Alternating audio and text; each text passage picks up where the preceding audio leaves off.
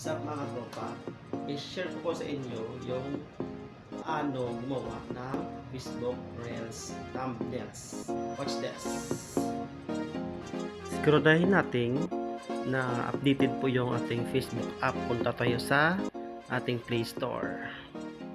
Type natin yung Facebook kung updated ba talaga siya. Yan. Oy. Once updated na po guys, punta na po tayo sa ating Facebook app. Open lang natin yan.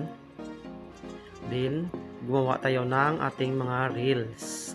Mag-upload tayo ng reels. Maghahanap tayo dito ng sample na i-upload natin na gawing reels. Ayan. So, ayan na guys. Ito yung sample natin. Kung inyong makikita ay may picture na icon dito sa kabila, sa left side ng inyong reels. Iyon, sa reels ninyo mismo. Click lang po natin yan.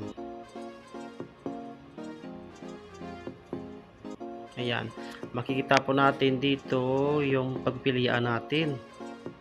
Itong naglo-loading na mga pwede tayo magpipili dito or mag-add from gallery ng ating pwedeng gawing thumbnails. Ayan. Or pumunta tayo sa ating gallery kung wala kang minapili. Ayan, maghanap ka dito. Maghanap ka dyan ng inyong mga picture na gusto mong i-gawing thumbnail sa inyong reels. Halimbawa ito yung pili ko. Ayan, save lang natin. So ayan na guys, ganoon lang kasimple.